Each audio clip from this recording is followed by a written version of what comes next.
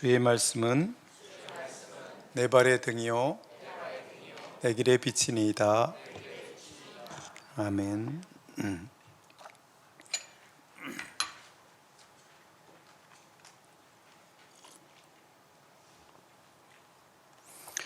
우리들이 사순절 기간을 지내고 있는데요, 예수님도 예루살렘을 향하여 십자가를 향하여 계속 걸어가고 계신 것을 우리가 볼 수 있습니다. 마태복음에서는, 요한복음에서는 예수님이 성전에, 예루살렘 성전에 3번 가신 걸로 되어 있지만 마태복음에서는 한 번만 가신 걸로 기록이 되어 있습니다. 그래서 마태복음은 그저 갈릴리에서 예루살렘으로 가는 한 번의 여정을 그리고 있다라고 생각하시면 됩니다. 그런 관점에서 오늘 21장은 아주 중요한, 예수님의 사역 중에서 아주 중요한 어떤 시점이죠. 왜냐하면 오늘 그분이 드디어 예루살렘에 발을 디디시고 그리고 성전에 들어가시기 때문입니다. 어렸을 때 한번 가시기도 했지만 공생애를 통해서 그분이 이곳에 가시는 것은 처음이다, 이렇게 생각하시면 됩니다. 그래서 어떤 의미로 마태는 이런 한 번으로 가셨다고 생각하실까 하는 것은 그분이 가지고 있는 어떤 예수님의 사역에 대해서 그분이 생각하고 있는 것이 있기 때문이죠. 한번 21장을 천천히 같이 서두르지 않고 조금씩 보겠습니다. 잘 따라오실 수 있죠?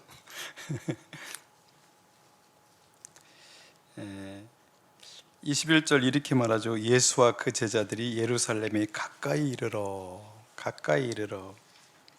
드디어 예루살렘에 가까이 오는 거예요. 어디를 향해서 계속 가고 계시죠? 죽음을 향해서 가고 계신데, 올리브산에 있는 벳박의 마을에 들어섰다. 그때에 예수께서 2 제자를 보내시며 하면서 어떻게 해요? 우리들이 알고 있는 나귀를 타시는 장면입니다. 나귀를 타시는 것이죠. 이걸 다 설명하기는 그렇고 우리 여러분도 다 큐티를 했기 때문에 여기서 그분이 예루살렘에 입성을 처음에 딱 하시는데 다른 어떤 순례자들처럼 유월절을 지키러 가시는 것이 아니라 다른 모습으로 들어가기를 원하세요. 그게 뭐냐면 나귀를 타시고 들어가기를 원하신다는 거예요.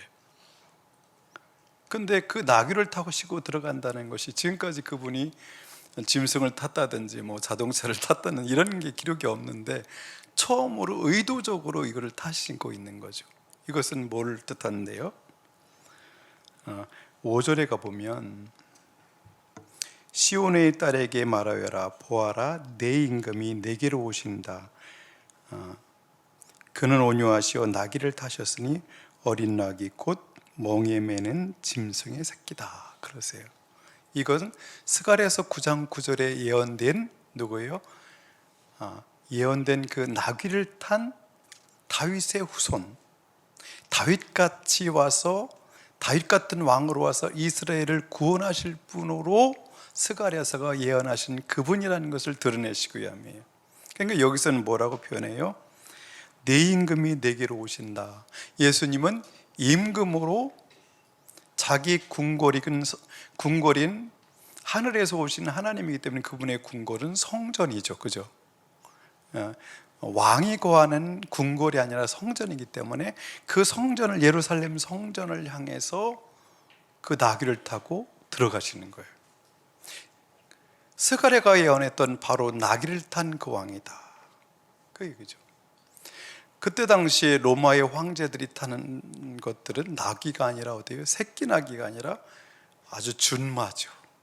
어마어마한 고급 세단을 탔는데 예수님은 피크보다도 좀 작은 거, 요즘 같은 거 보니까 한 사람이 틀 만한 전기 자동차가 나왔더라고요. 저기 길에서 오다 보면 이렇게 싣고 가요.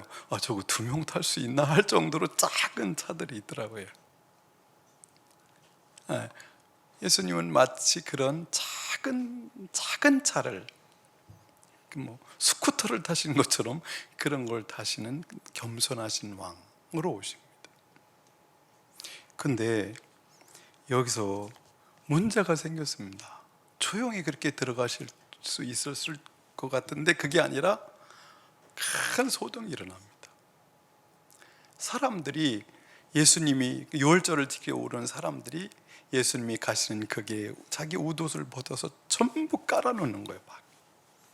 어떤 사람들은 종려나무 가지를 꺾어다가 길에다 다 깝니다. 그리고 외치는 거예요.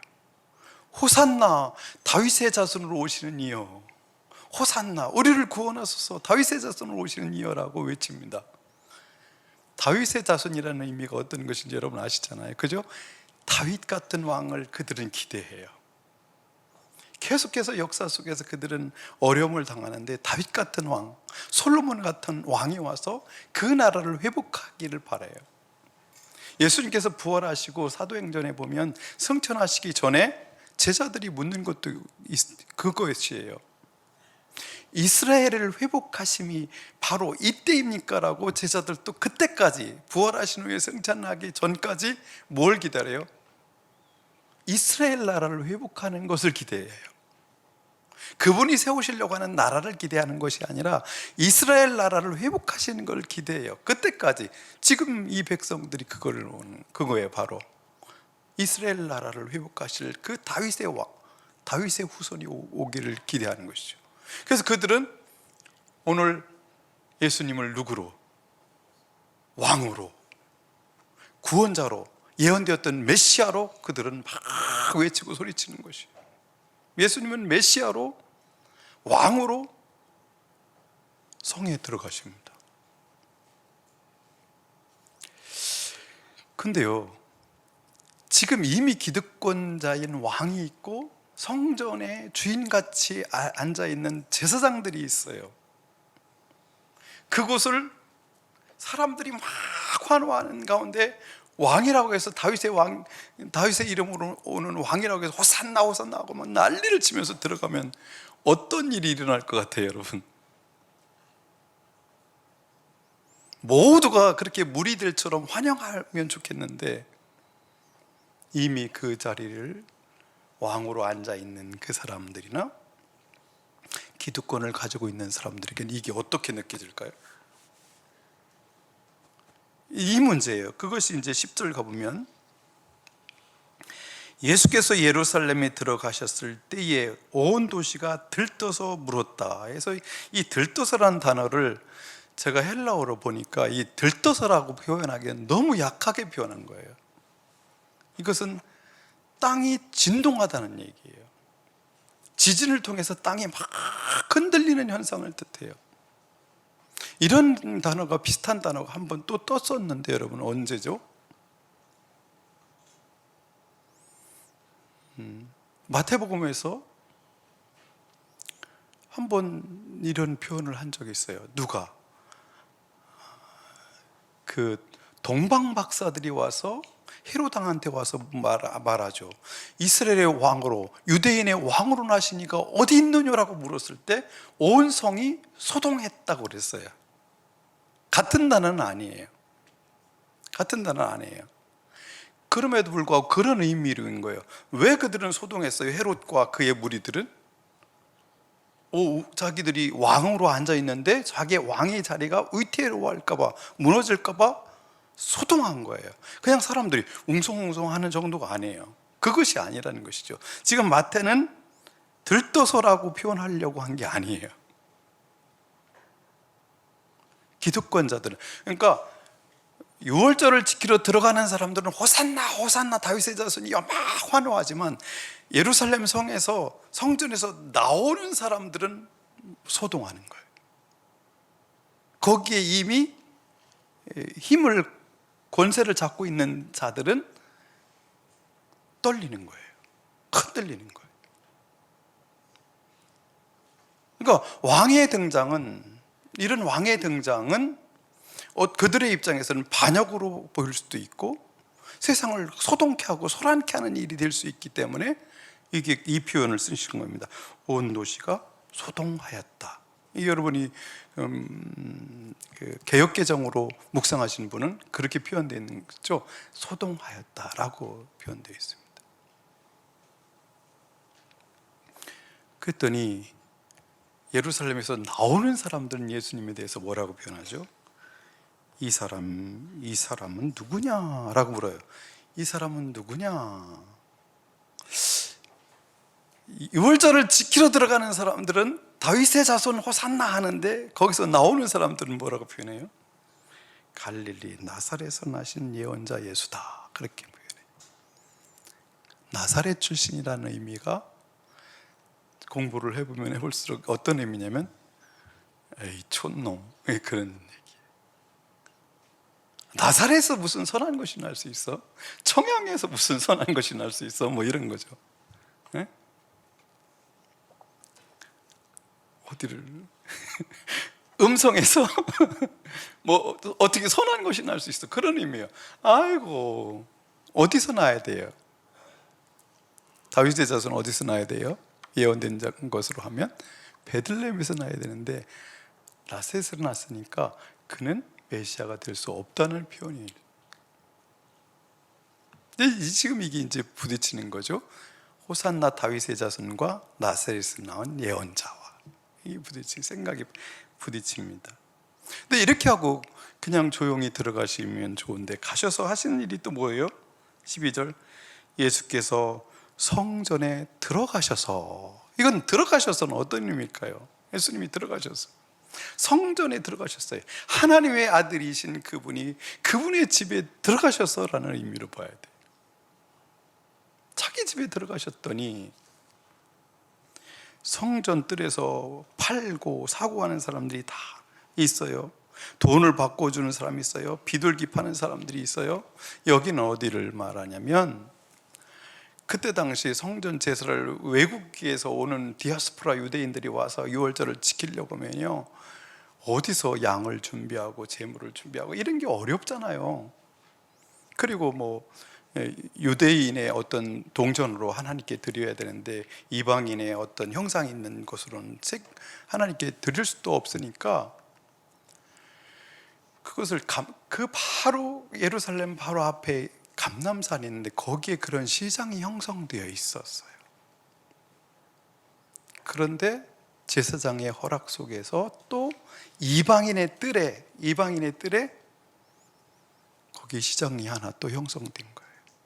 여러분 한번 생각해 보세요. 대전에 교회가 다 없어지고, 이렇게 말하면 불경한가? 새로운 교회만 남는다고 생각해 보세요.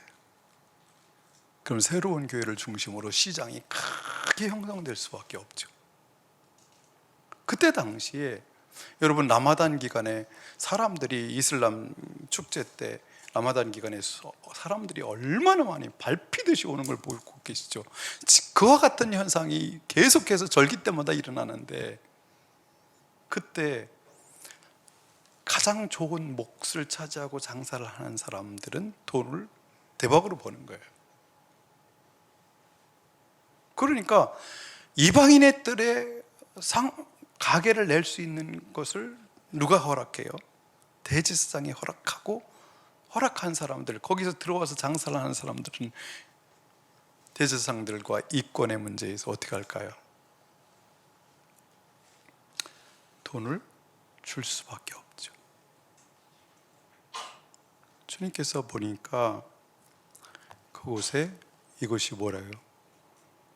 기도하는 굴인데 토적의 굴열로 만들었구나. 강도의 소굴이 되어버렸네. 이렇게 말씀하셔요. 강도의 소굴이 되어버렸네. 이 말은 무슨 말이죠? 이것은 이사야와 예레미야가 하셨던 말씀을 인용하셔서 말씀하신 거예요. 여러분, 우리들이 처음으로 예레미야 7장에 여러분 진지하게 읽다가 7장에 딱 왔을 때 오는 충격이 있어요. 그때는 지금 예수님 시대보다도 훨씬 이전에 있었던 그 솔로몬 성전에서 예배드리는 자들에게 성전 앞에 서서 예레미야가 외칩니다. 이것이 여호와의 전이라, 이것이 여호와의 전이라, 이것이 여호와의 전이라 하는 거짓말을 믿지 말라라고 외쳐요. 예레미야가. 기가 막힌 얘기죠. 그들은 성전, 우리나라에는 예루살렘에 성전이 있기 때문에 우리는 다 어떤 나라한테도 멸망당하지 않는다는 그런 확신을 가지고 살던 때예요.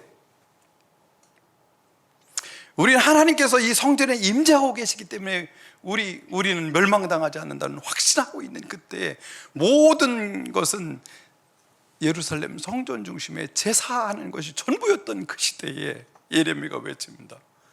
이것이 여호와의 전이라, 여호와의 전이라, 여호와의 전이라는 거짓말을 믿지 말라. 그러니까 그때 당시 제사장이나 기득권자들에게 얼마나 예레미야가 어려움을 당했었을지 여러분 이해가 되죠. 그 말씀을 지금 예수님께서 하시는 거예요. 여기가 여호와의 전이라, 여호와의 전이라, 여호와의 전이라는 거짓말을 믿지 말라. 이것은 이미 강도의 소굴이 되어버렸다라고 외치시는 거예요.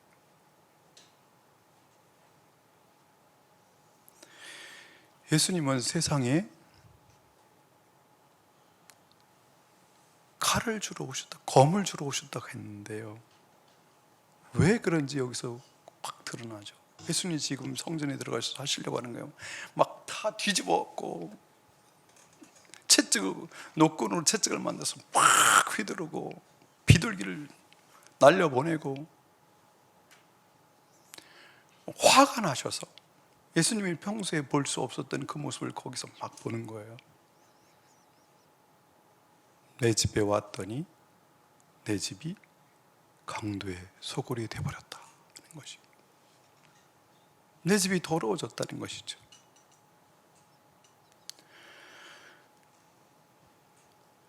이 말씀은 세월이 많이 흐른 이 시대에 또 한국 교회를 향해서 이 소리를 외치실 것 같아서 저는 우리 교회를 늘 생각하면, 기도하면서 지금까지 오면서 자주 이 기도를 했어요. 이게 교회인가? 새로운 교회가 교회 맞나? 이게 교회가 맞아? 이게 교회인가? 라는 질문을 수없이 할 수밖에 없었어요. 우리는 예수 이름으로 모이긴 했지만 우리가 교회가 맞는가라는 질문을 던지고 또 던지고 던지고 또 던지면서 지금까지 왔어요.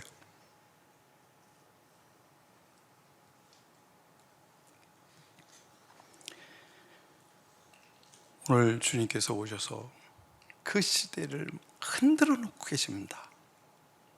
근본부터 뒤집어 엎으시려고 하고 계십니다. 단순히 그냥 착하신 모습으로 그렇게 다니시는 분이 아니라 아버지 집에, 그분의 집에 와셔서 뒤집어 엎으시는 것을 볼 수 있습니다. 그때 성전뜰에서 눈먼 사람들과 다리 저는 사람들이 예수께 다가왔다. 예수께서는 그들을 고쳐주셨다. 이 사람들은 유대인들인데 유대인의 뜰에, 이스라엘 사람들이 뜰에 들어가지 못해요. 이방인의 뜰에 있어요. 왜? 눈이 안 보여요. 다리를 절고 있어서 흠이 있기 때문에 제사를 드리러 들어갈 수가 없어요. 여러분, 이 사람들의 심정이 어떨까요? 자기들은 신분은 피로 생각하면 유대인인데, 이스라엘 사람인데 장애가 있기 때문에 성전 제사에 참여할 수 없어요. 성전의 원래 목적은 뭐죠? 죄 있는 사람을 제사를 드림으로써 흠이 있는 사람을 흠이 없게 하고 죄 있는 사람을 거룩게 만들어주는 게 성전인데, 성전이 지금 성전의 역할을 하지 못하고 이 사람들이 성전 제사에 참여할 수도 없는 그런 상황이 되어버렸어요. 예수님께서는 그들을 고쳐주십니다. 고쳐주시는 것이 중요한 게 아니라 이제 이방인의 뜰에서 어디로 들어갈 수 있다는 거예요? 유대인의 뜰로 들어갈 수 있다는 거예요. 이스라엘 사람들이 뜰로 들어갈 수 있다는 거예요. 성전으로 들어가서 이제 제사를 드릴 수 있다는 거예요. 그래서 예수님께서 그들의 죄를 사해 주시고 온전케 하심으로 예수님이 온전한 성전이심을 여기서 드러내십니다.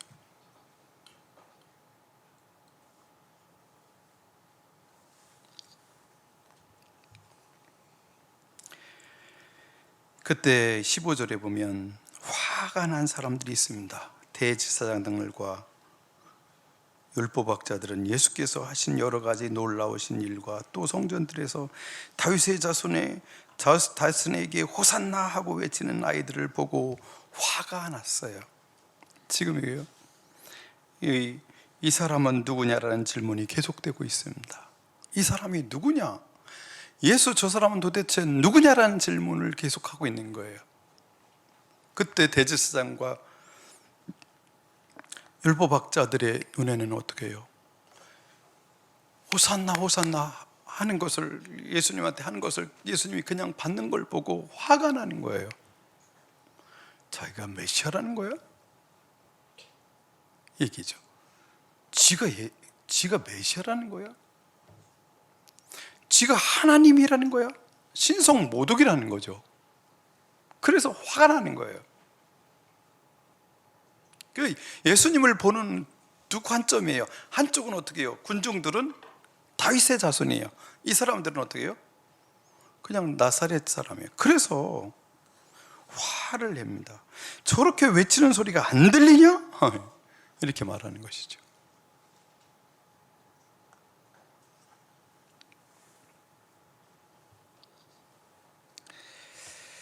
(17절) 가면 예수께서 그들을 남겨두고 성 밖으로 나가 베다니로 가셔서 거기에서 밤을 지내셨다. 이게 어떤 말을 하시려고 하는 거죠?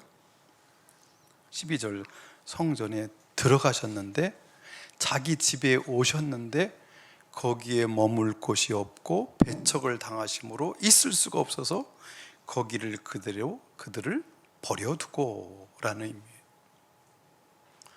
버려두고 성 밖으로 나가셨다는 거예요.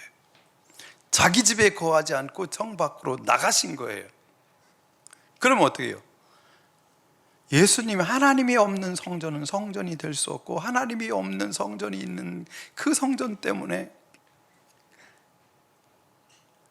그 백성은 하나님의 백성이 될 수 없고 어떻게 해요? 그곳은 망할 것을 드러내는 거예요. 그 얘기를 하는 거예요. 지금 이곳은 성전이 아니다라는 말을 하시는 거예요. 성전이 아니다.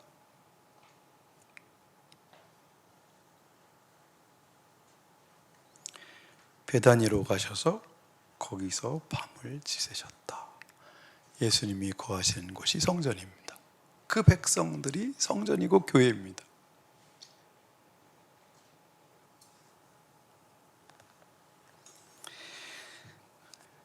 예수님은 예루살렘에 오셔서 예루살렘 성에서 거하시지 않습니다. 메시지죠. 이것은 성전이 아니라는 메시지. 이스라엘 백성들이 나라가 망할 때마다 어떻게 하나님의 영광이 떠났다는 말이 나와요. 지금 그걸 묘사하는 거예요. 예수님이 성전에서 떠나셨다. 그분의 영광이 떠났다. 그러므로 이 성전은 곧 성전이 아니기 때문에 무너질 것이다. 그걸 드러내는 거죠. 결국 그래서 어떻게 해요? 티투스를 통해서 이 성전이 돌 위에 돌이 남지 않도록 그냥 무너져 내리는 거죠. 그걸 주님께서 지금 지금 행동으로 보여주시는 것입니다. 그리고 다음 날 아침 새벽에 18절 성 안으로 들어오시는데 예수께서 시장하셨다. 여러분 이걸 읽으면서 여러분 많이 웃지 않으셨어요?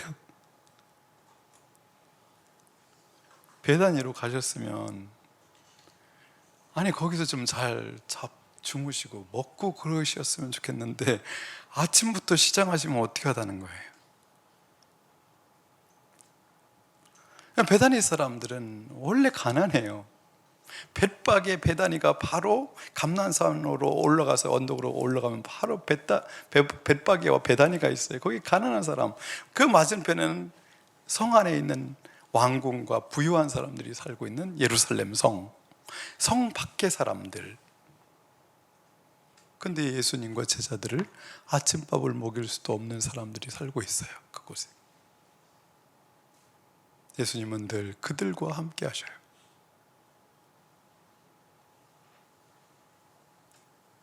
시장하셨다. 그래서 길가에 무화과 나무가 있어서 가서 보니까 막 입이 무성하고 그러니까 열매가 많이 열렸을 것 같아서 가서 봤더니 열매가 없어요. 그래서 저주하셨어요. 마가복음에는 다음 날 이것이 말랐다고 표현했는데 여기서는 즉시 말랐다고 표현하고 있어요. 이것은 뭘 뜻하죠? 무화과 나무는 이스라엘을 의미하고 이스라엘 성전을 의미하기도 해요. 이스라엘은 이제 이스라엘이 아니다라는 것이에요. 성전은 이제 성전이 아니다라는 것을 말씀하시는 거예요. 말라버릴 것이다, 끝났다를 선포하시는 겁니다.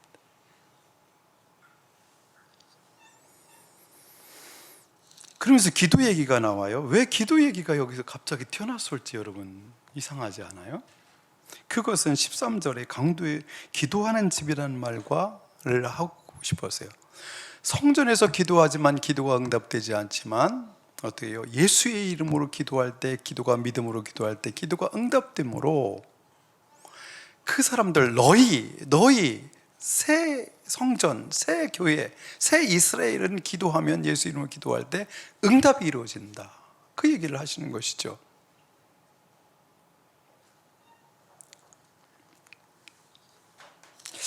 이제 권위에 대한 질문을 해줘. 너는 27절로 가볼까요? 23절, 당신은 무슨 권한으로 이런 일을 하시오? 이게 이제 당연한 질문이죠, 그죠? 여러분, 왕으로 입성을 했는데 그들은 인정할 수 없는 그들의 입장에서 예수님은 뭐라고 해석했어요? 너희들은 가짜다, 이렇게 말씀하신 거잖아요. 이미 가짜다, 강도의 고려로 만드는 자들이다, 너희들은 가짜다라고 이미 선언하셨기 때문에 이 사람들도 그렇게 당할 수만 없죠. 당할 수만 없어요. 그러니까 다시 묻는 거예요. 당신은 무슨 권위로 이 일을 하는 거예요?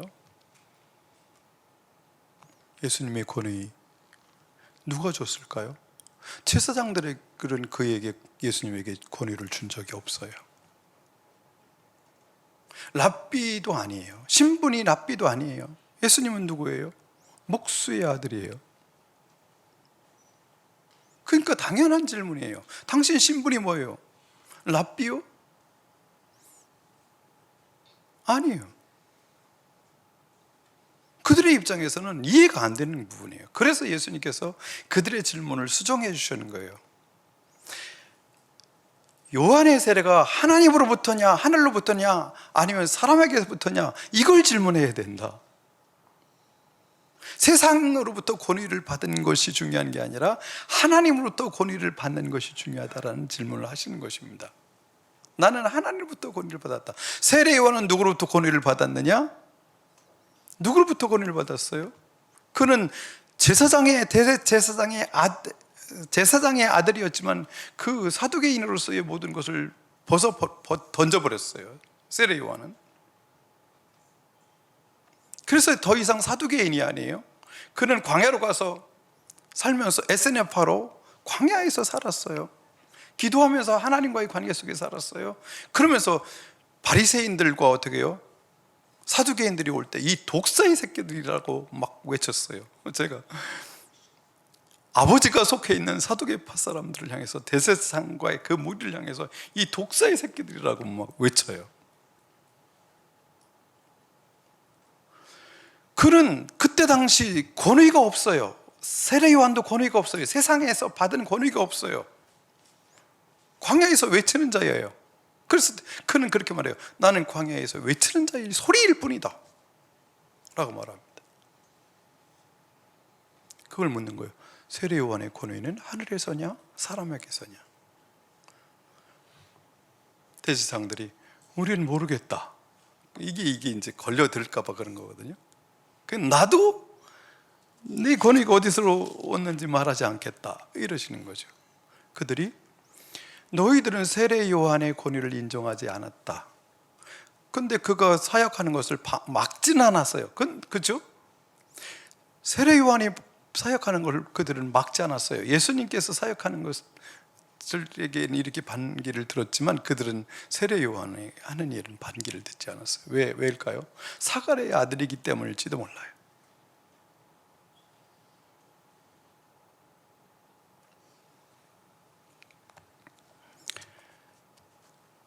여러분, 권위는 어디에서 오죠? 권위. 우리 하나님의 자녀라는 권세는 어디에서 오나요? 무엇으로? 나는 하나님의 자녀의 권세를 받았어. 목사라는 권위는 어디서 오나요? 이게 엑수시아라는 단어인데, 권위라는 단어가 우시아가 본질이라는 뜻이에요. 엑스는 몸으로부터 나온다는 의미예요. 본질로부터 권위는 나와요. 제가 자주 얘기하죠. 옛날 로지 오이를 따서 먹었을 때 그 맛에 오이에 권위가 있어요. 권세가 있어요. 사과도 옛날에 막 따서 먹었을 때 오는 그 권위가 있어요. 근데 요즘 오이를 먹으면서 나는 오이를 먹어도 짜증이 나요. 그 맛을 계속해서 먹어도, 몇 개를 먹어도 그 맛을 느낄 수가 없어서 오이의 권위를 느낄 수가 없어요.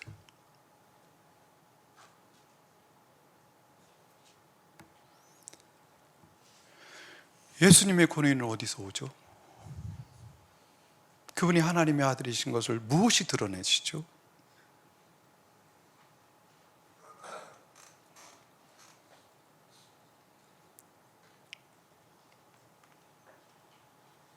그분에게서 하나님의 본질이 드러나요. 하나님의 것이 드러나요. 사람들을 온전케 하고 거룩케 하고 용서하고 가난한 자들의 친구가 되고 나귀를 타시는 왕이 되고 이런 것으로 드러내셨어요. 근데 대제사장들과 그 무리들은 그들의 권위를 무엇으로 드러내나요?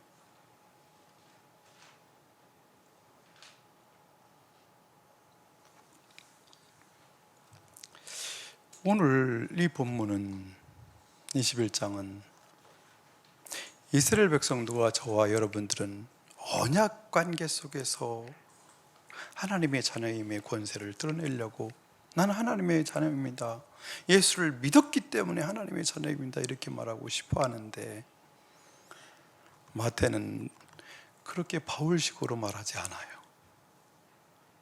마태는 열매로 한다고 말씀하세요. 열매로. 그 권위가 있음을, 하나님의 자녀임을 열매로 드러내라는 거예요. 열매로. 예수님은 그렇게 말씀하세요. 열매로 드러내라.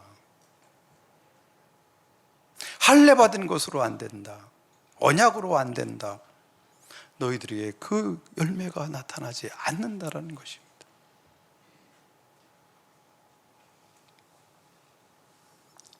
열매와 순종으로 하나님의 어떤 뜻들이 그 사람을 통해서 드러남으로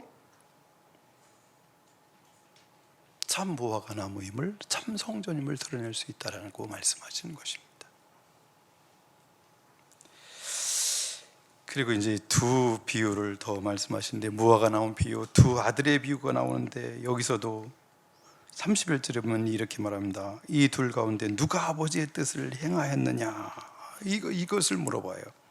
누가 아버지의 뜻을 행하였느냐? 세리와 창녀들이 오히려 너희보다 더 아버지의 뜻대로 아버지가 보낸 분을 보고서 회복되어서 회개하고 돌아왔다. 너희들은 돌아서지 않았다.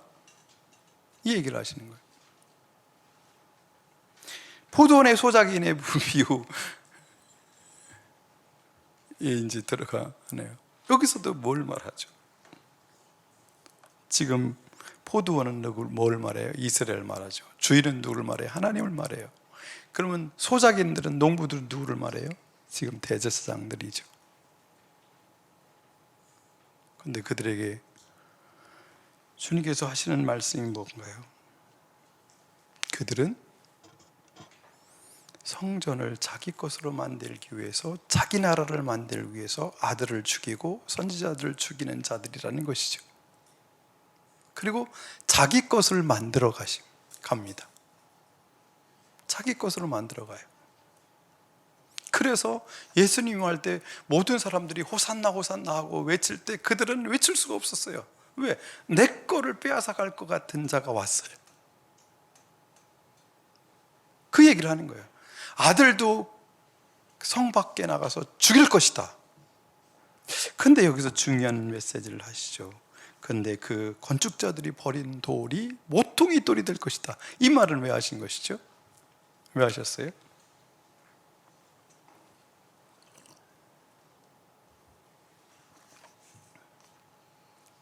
오늘 얼굴 표정들이 묘합니다. 뭐라고 할까? 묘한 표정들입니다. 모퉁이 돌이 되었다는 것은 어떻게 해요? 예수님이 부활하실 것을 말씀하시죠. 버렸는데 건축자의 버린 돌이 모퉁이 돌이 되었다. 새 집을 지을 모퉁이 돌이 되었고, 이제 그 돌들에 붙은 집이 하나 또 세워질 것이다. 성전은 무너질 것이고 뭐 할 거라는 거죠? 새 성전이 지어질 것이다 하는 거예요. 예수 그리스도를 통해서 새 나라가 세워질 것이다. 그리고 그것이 뭐예요? 참 이런 말씀이 있어요. 43절 같이 읽어볼까요? 시작. 그러므로 난 너희에게 말한다. 하나님께서는 너희에게서 하나님의 나라를 빼앗아서 그 나라의 열매 맺는 민족에게 주실 것이다. 이방인들에게 복음이 전파되고 이스라엘뿐만 아니라 이방인들에게 복음이 전파될 것을 여기서 말씀하십니다.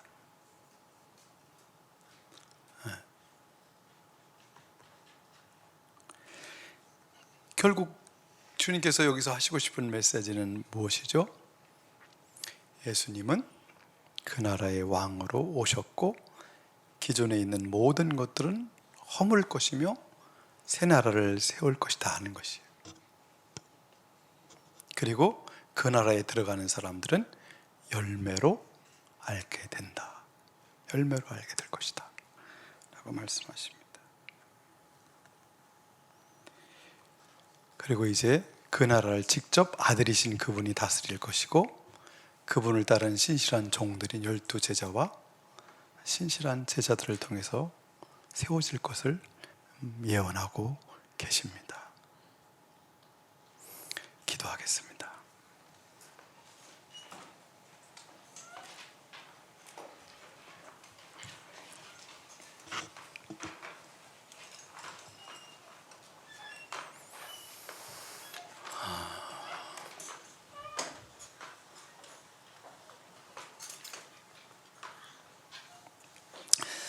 이렇게 기도했으면 좋겠습니다.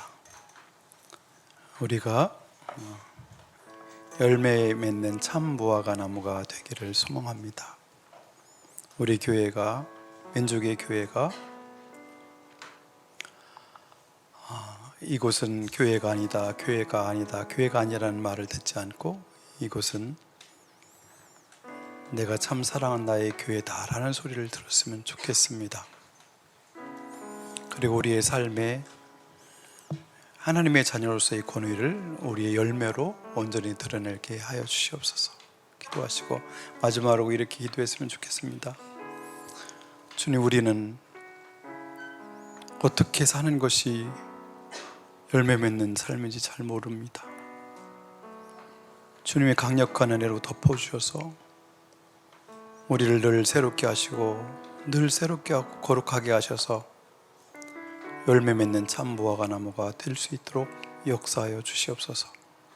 긍휼을 구합니다. 자비를 구합니다라는 기도를 드렸으면 좋겠습니다.